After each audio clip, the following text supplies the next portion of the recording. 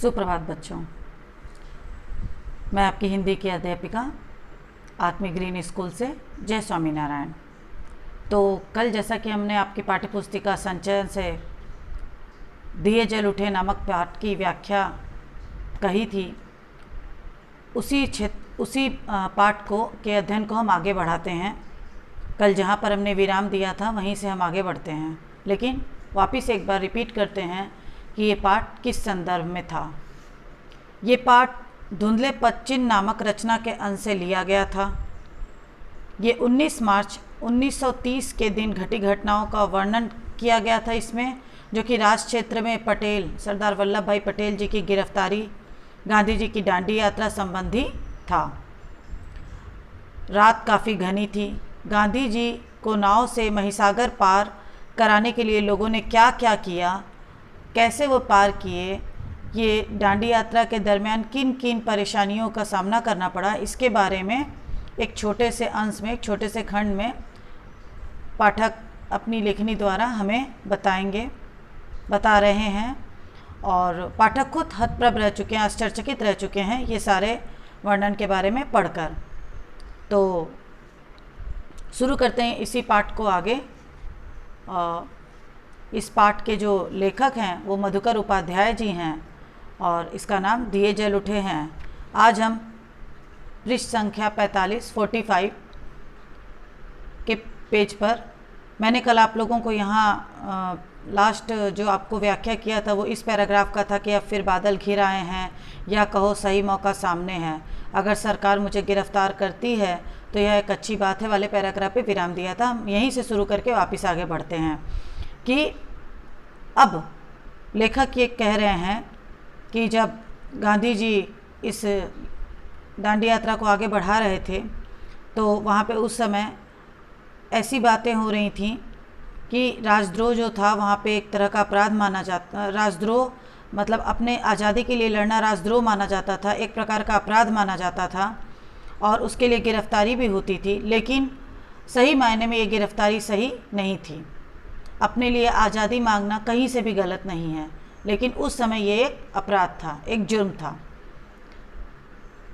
सही मौका सामने है बताया जा रहा है, चारों तरफ से बादल घिर आए हैं और ऐसा माना जा रहा है कि अगर सरकार गिरफ्तार करती भी है तो ये एक अच्छी बात है, ज़्यादा से ज़्यादा मुझे 3 माह की सज़ा होगी।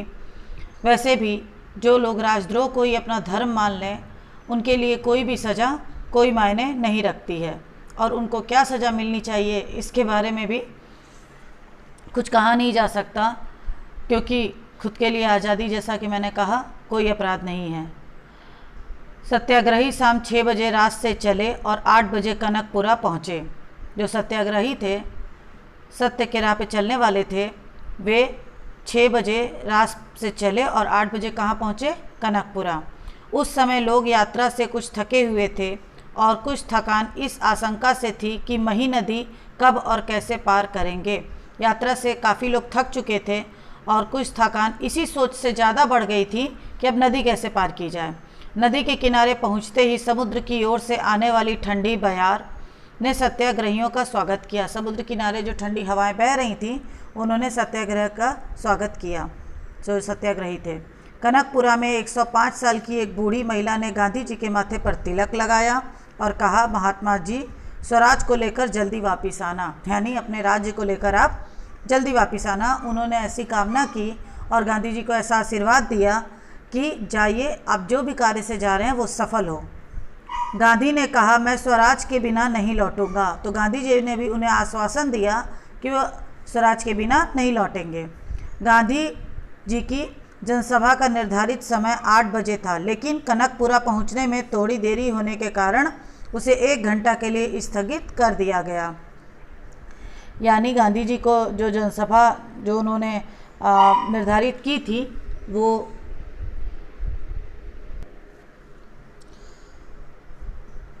जो सभा निर्धारित की थी वो 8 बजे का उसका समय था, लेकिन कनकपुरा पहुंचने में काफ़ी देर हो चुकी थी। तो इसलिए वो जो जनसभा थी जहाँ पे लोगों को इकट्ठा करके गांधी जी अपने मत के बारे में बताते, वो 1 घंटे के लिए स्थगित कर दी गई, आगे बढ़ा दी गई। जनसभा में गांधी ने ब्रितानी कुशासन का जिक्र किया। उन्होंने कहा, इस राज्य में रंक से राजा तक सब दुखी हैं। उन्होंने बताया कि ये जो राज्य चल रहा है इसमें राजा से लेकर रंक यानी अमीर से लेकर गरीब तक सभी दुखी हैं। राजे महाराजे जैसे सरकार नचाती है, और वहाँ के जो राजा हैं वो भी ऐसा लगता है जैसे उनको सरकार नचा रही है। ये राक्षसी राज्य है। उस समय वहाँ पे ऐसा वो बता रहे थे कि राक्षसी राज्य है, राक्षसी राज्य चल रहा है, मतलब राक्षस जो है वही वहाँ राज कर रहे हैं। इसका संहार मतलब इनको पूरी तरह से नष्ट कर देना चाहिए, नाश कर देना चाहिए। रास्ते में रेतीली सड़कों के कारण यह प्रस्ताव किया गया कि गांधी थोड़ी यात्रा कार से करें। अब पृष्ठ पलटिए अपनी, पृष्ठ संख्या 46 तो मिलाइए, मैं पढ़ रही हूँ। तो ऐसा कहा गया कि गांधी जी यात्रा कार से कर ले। गांधी ने इससे साफ इनकार कर दिया, परंतु गांधी जी जो थे इन्होंने साफ इनकार कर दिया। उनका कहना था कि यह उनके जीवन की आखिरी यात्रा है, मतलब वो जो यात्रा कर रहे हैं वो इनकी जीवन की आखिरी यात्रा है, और ऐसी यात्रा में निकलने वाला वाहन का प्रयोग नहीं करता। और जो ऐसी यात्रा में निकलता है, मतलब जो आखिरी यात्रा में निकलता है, वो वाहन का प्रयोग नहीं करता है।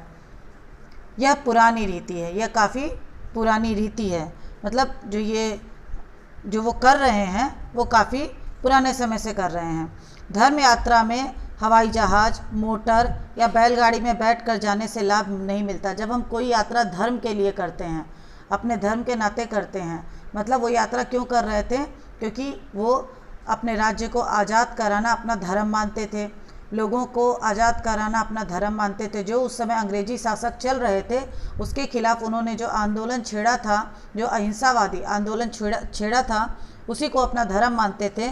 और ऐसे धर्म पर की पद पर चलने वाले, मतलब ऐसे धर्म के जो पद पर चलते हैं, वे हवाई जहाज, मोटर या बैलगाड़ी में बैठकर अगर जाएं तो उन्हें कोई लाभ नहीं मिलता, क्योंकि ऐसे तो वो सबसे बात नहीं कर पाएंगे, सबसे मिल नहीं पाएंगे। जो आम जनता है, जो गरीब जनता है, उनसे कैसे मिलेंगे, उनके दुख दर्द को कैसे सुनेंगे, कैसे समझेंगे। तो कहने का तात्पर्य ये है कि यहाँ पर कोई भी सुख सुविधा के साथ अगर आप काम करेंगे तो वो सफल नहीं होगा। यात्रा में कष्ट सहें, लोगों का सुख दुख समझें, तभी यात्रा सच्ची होती है। यानी जब आप यात्रा कर रहे हैं उसमें अगर लोगों का सुख दुख समझते हुए करते हैं तभी आपकी यात्रा सफल होगी। ब्रिटिश हुक्मरानों में एक वर्ग ऐसा भी था जिसे लग रहा था कि गांधी और उनके सत्याग्रही मही नदी के किनारे अचानक नमक बनाकर कानून तोड़ देंगे। उस समय शायद नमक बनाना कानून के खिलाफ था, कानून के विरुद्ध था। तो ब्रिटिश के जो शासक थे, जो बड़े पद वाले थे, उनका एक वर्ग ऐसा भी था जिनको ये लगता था कि अगर गांधी जी और उनके जो साथ उनके अनुयायी थे, उनके जो साथी थे, उनके सहकर्मी थे, वो नदी किनारे अगर अचानक नमक बना देंगे तो वो कानून का उल्लंघन करेंगे। समुद्री पानी नदी के तट पर काफ़ी नमक छोड़ जाता है। जो सब हमारा नमक किस चीज़ से बनता है, समुद्र के पानी से। तो वो वैसे भी समुद्री पानी जो होता है वो नदी के तट पर नमक छोड़ जाता है, जिसकी रखवाली के लिए सरकारी नमक चौकीदार रखे जाते हैं, और उस समय उसकी रखवाली के लिए चौकीदार रखे जाते थे। गांधी ने भी कहा कि यहाँ नमक बनाया जा सकता है, और गांधी जी ने ऐसा कहा कि यहाँ पर नमक बनाया जा सकता है। गांधी को समझने वाले वरिष्ठ अधिकारी इस बात से सहमत नहीं थे कि गांधी कोई काम अचानक और चुपके से करेंगे। जो गांधी जी को समझते थे, जो जानते थे, जो उनके सहकर्मी थे, जो एक बड़े पोस्ट पे अधिकारी थे, जो उनके साथ हमेशा उठते बैठते थे, जो उनके काम में बराबर साथ देते थे, वो जानते थे अच्छे से कि गांधी जी ऐसे ही कुछ चलते फिरते कोई डिसीजन, कोई फैसला नहीं लेंगे और कोई कार्य नहीं करेंगे। वो कोई भी कार्य बहुत सोच समझ के करेंगे। समझ में आ गई बात? मतलब गांधी जी कोई भी कार्य काफ़ी ठंडे दिमाग से सोचते थे, समझते थे, उसका परिणाम का भी अनुमान लगा करके तभी वो कार्य करते थे। तो वो ऐसे ही तो कोई काम करेंगे नहीं, और इस बात को उनके अनुयायी मानते भी नहीं थे। इसके बावजूद उन्होंने गांधी के तट से सारे नमक भंडार हटा दिए और उन्हें नष्ट करा दिया ताकि इसका खतरा भी न रहे। तो ये सब जानने के बावजूद भी उन्होंने तट से सारा नमक हटा दिया और उसको नष्ट करा दिया कि आगे कोई खतरा ना हो। नियमों के अनुसार उस दिन की यात्रा कनकपुरा में गांधी के भाषण के बाद समाप्त हो जानी चाहिए थी, लेकिन इसमें परिवर्तन कर दिया गया। यह तय पाया गया कि नदी को आधी रात के समय समुद्र का पानी चढ़ने पर पार किया जाए ताकि कीचड़ और दलदल में कम से कम चलना पड़े। कहने का मतलब ये है कि उस समय ये तय हुआ था कि नदी को आधी रात के समय ही, जब आधी रात में समुद्र का पानी चढ़ने लगता है, तो जब समुद्र का पानी चढ़ने लगेगा तो आधी रात के समय उसे पार कर जाना चाहिए ताकि कीचड़ और दलदल में कम से कम चलना पड़े, मतलब जो बाद में जो कीचड़ और दलदल जैसा ज़मीन हो जाता है उस पर कम चलना पड़े। रात 10:30 बजे भोजन के बाद सत्याग्रही नदी की ओर चले। अंधेरी रात में गांधी को करीब 4 किलोमीटर सत्याग्रही दलदली ज़मीन पर चलना पड़ा। कुछ लोगों ने गांधी को कंधे पर उठाने की सलाह दी पर उन्होंने मना कर दिया। कहा, यह धर्म यात्रा है, चलकर ही पूरी करूँगा। तट पर पहुंचकर गांधी ने पैर धोए और एक झोपड़ी में आराम किया। आधी रात का इंतजार करते हुए वे आधी रात का इंतजार करते हुए एक झोपड़ी में गए और वहाँ पर आराम किया। आधी रात मही के तट पर उस धूप अंधेरी रात में भी मेला जैसा लगा हुआ था। जो मही का तट था, मही नदी का, वहाँ पर इतनी अंधेरी रात थी फिर भी वहाँ ऐसा लग रहा था जैसे कि कोई मेला लगा हुआ है। भजन की मंडलियाँ थीं। डांडिया रास में निपुण दरबार थे। उनके गीत के बोल थे, देखो गांधी का डांडिया रास, देखो बल्लभ का डांडिया रास। डांडिया रास तो आप लोग जानते ही होंगे, तो ये गाने में इसका शब्द का इस्तेमाल किया गया है कि गांधी का डांडिया रास देखो और बल्लभ का डांडिया रास देखो। डांडिया रास सरकार का नाश, डांडिया रास सरकार का नाश, देखो विट्ठल का डांडिया रास, देखो भगवान का डांडिया रास। गांधी को नदी पार कराने की जिम्मेदारी रघुनाथ काका को सौंपी गई थी। रघुनाथ काका को ये जिम्मेदारी सौंपी गई थी कि वो गांधी जी को नदी पार करा दें। उन्होंने इसके लिए एक नई नाव खरीदी और उसे लेकर कनकपुरा पहुंच गए। बदलपुर के रघुनाथ काका को सत्याग्रहियों ने निषाद राज कहना शुरू कर दिया था। तो यहाँ पर जो रघुनाथ काका को सत्याग्रहियों ने निषाद राज कहा, उसके पास बदलपुर में काफ़ी ज़मीन थी और नावें भी चलती थीं। उनके पास जो रघुनाथ काका थे उनके पास काफ़ी ज़मीन थी और उनकी नावें भी चलती थीं। तो जब समुद्र का पानी चढ़ना शुरू हुआ तब तक अंधेरा इतना घना हो गया था कि छोटे मोटे दिए उससे भेद नहीं पा रहे थे। मतलब जब समुद्र का पानी चढ़ना शुरू हुआ ना, मैंने बोला ना आधी रात के बाद समुद्र का पानी चढ़ता है और अंधेरा भी काफ़ी घना हो गया था, तो छोटे मोटे दिए से वहाँ काम नहीं चल पा रहा था, भरपूर उजाला नहीं हो पा रहा था कि ताकि उन्हें दिख सके। थोड़ी ही देर में कई हजार लोग नदी तट पर पहुंच गए। उन सबके हाथों में दिए थे। यही नज़ारा नदी की दूसरी ओर भी था। तो जो ये दृश्य था वो इस पार और उस पार दोनों तरफ था कि ढेर सारे लोग छोटे छोटे दिए जला करके वहाँ पहुँच चुके थे और ये बहुत ही मनोरम दृश्य होता जा रहा था। पूरा गांव और आसपास के लोग दिए की रोशनी को लिए गांधी और उनके सत्याग्रहियों का इंतजार कर रहे थे और जो आसपास के गांव के लोग थे वो भी दिया ले चुके थे और गांधी जी का इंतजार शुरू हो चुका था। सबको पता था कि गांधी जी उनके लिए और धर्म के लिए लड़ाई लड़ रहे हैं, तो सभी लगभग उनका साथ देने को तैयार थे। सभी उन्हें अपने से बड़ा एक वरिष्ठ समझ लीजिए, वरिष्ठ नेता मान रहे थे कि वे उनके हित में ही काम कर रहे हैं, तो हमें भी उनका साथ देना चाहिए। ऐसा वहाँ के लोगों की सोच बन चुकी थी। रात 12 बजे मही सागर नदी का किनारा भर गया, पानी चढ़ आया था। गांधी झोपड़ी से बाहर निकले और घुटनों तक पानी में चलकर नाव तक पहुँचे। महात्मा गांधी की जय, सरदार पटेल की जय, जवाहरलाल नेहरू जी की जय के नारों के बीच नाव रवाना हुई, जिसे रघुनाथ काका चला रहे थे। कुछ ही देर में नारों की आवाज़ नदी के दूसरे तट से भी आने लगी। यही आवाज़ जो थी चारों तरफ छा गई थी। सबकी जय जयकार हो रही थी, जो भी इस यात्रा पर निकले थे या जो इस यात्रा की वजह से गिरफ्तार हुए या जो इस यात्रा में अपना सहयोग दे रहे थे। कुछ ही देर में नारों की आवाज़ नदी के दूसरे तट से भी आने लगी। ऐसा लगा जैसे वह नदी का किनारा नहीं बल्कि पहाड़ की घाटी हो। तो ऐसा प्रतीत हो रहा था कि वो कोई किनारा नहीं था नदी का, बल्कि एक पहाड़ की घाटी हो जहाँ प्रतिध्वनि सुनाई दे रही हो, जहाँ एक ध्वनि के विपरीत एक दूसरी ध्वनि सुनाई देती है। जब पहाड़ों पर हम जाके आवाज़ देते तो हमें हमारी ही आवाज़ वापस सुनाई देती है। तो उस समय नारों की गूंज इस कदर थी कि ऐसा लग रहा था कि जो आवाज़ सामने आ रही है वही आवाज़ एक दूसरे से टकरा के सुनाई दे रही है।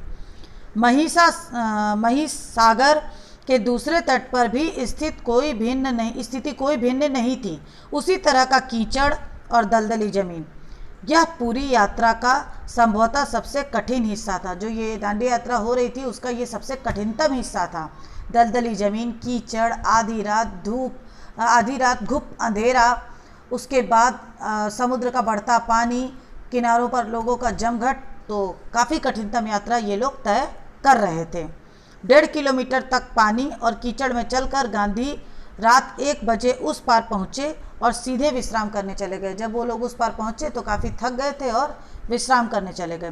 गांव के बाहर नदी के तट पर ही उनके लिए झोपड़ी पहले ही तैयार कर दी गई थी।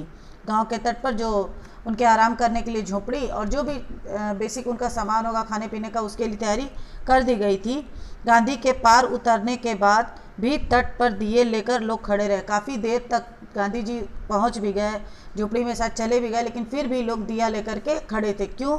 क्योंकि लोगों में एक उत्साह था कि उनके लिए कोई व्यक्ति खड़ा है, लड़ रहा है, तो वो अपनी खुशी, अपने हर्ष को शायद अपने साथ द्वारा प्रकट कर रहे थे कि हम आपके साथ हैं। अभी सत्याग्रहियों को भी उस पार जाना बाकी था और अभी कुछ लोग उस पार जाने के लिए बाकी भी थे जो कि गांधी जी के साथ इस यात्रा में शामिल थे। शायद उन्हें पता था कि रात में कुछ और लोग आएंगे जिन्हें नदी पार करानी होगी, तो शायद वो इसलिए भी थोड़ा देर के लिए रुक के इंतजार कर रहे थे कि और भी लोग शायद आ जाएं और उन्हें भी नदी पार करानी हो, तो इसलिए वो वहाँ खड़े थे। अच्छा, तो इस पाठ की समाप्ति यहीं पर होती है। आशा है ये पाठ आप लोगों को अच्छे से समझ में आ गया होगा। पीछे कुछ बोध अभ्यास है, कुछ प्रश्न है पेज नंबर 48 पे। इसका पिक्चर मैंने नहीं लिया है, सॉरी। ये पेज अभी जो लास्ट मैंने आपको ये गाने के साथ डांडिया राज सरकार का नाश, ये जो 47 पृष्ठ है वो ये था, मैं स्क्रीन पे नहीं बदली। आप देख लेना अपनी बुक में से मिलाकर ही आप पढ़ रहे होगे। आशा मेरे साथ ही पढ़ रहे हो तो वो पेज भी आपके समझ में आ गया होगा जो मैंने आपको इस पाठ का व्याख्या किया। तो दिए जल उठे पाठ से हमें ये पता चला कि गांधी जी जो दांडी यात्रा कर रहे थे उसमें एक छोटा सा जो खंड था, एक छोटा सा भाग था जो समुद्री नदी जो पार करना था, महिष नदी जो था वहाँ पे उसको पार करना था। उस समय का वर्णन किया गया है कि किस प्रकार कठिन तरीके से उन्होंने ये यात्रा का एक खंड पूरा किया, एक चरण पूरा किया, जो कि काफ़ी मुश्किलों भरा था। काफ़ी लोगों का जनसमूह था और इसी यात्रा के चलते सरदार वल्लभ भाई पटेल जी की गिरफ्तारी हुई। मतलब उस समय के जितने भी नेता थे जो इस कार्य में, जो सत्य की लड़ाई के लिए, जो लोगों की आज़ादी के लिए, भारत की आज़ादी के लिए कार्यरत थे, उन्हें काफ़ी मुश्किलों का सामना करना पड़ा। और गांधी जी इस यात्रा को पूर्ण करने में अपनी जान लगा दिए, अपनी पूरी मेहनत लगा दी, अपनी सूझबूझ लगाए, तब जाके शायद ये यात्रा सफल रही होगी। फिलहाल हम तो ये खंड पढ़े हैं मधुकर उपाध्याय जी द्वारा, तो आशा है व्याख्या आपको समझ में आई होगी। अब इससे संबंधित कुछ प्रश्नोत्तर हम आपको अगले भाग में देंगे, अगले लेक्चर में देंगे और समझाएंगे इस पाठ को और अच्छी तरह से। फ़िलहाल के लिए अभी हम यहीं विराम देते हैं। तो बच्चों अपना ध्यान रखिएगा, हो सकेगा तो अगर आपके पास समय हो घर पे तो इस पाठ को एक बार वापस पढ़िएगा ताकि ये पाठ आपको अच्छे से समझ में आ जाए और परीक्षा पत्र में अगर इससे मिलता जुलता आपको प्रश्न पूछा जाए तो आपको उत्तर देने में आसानी हो।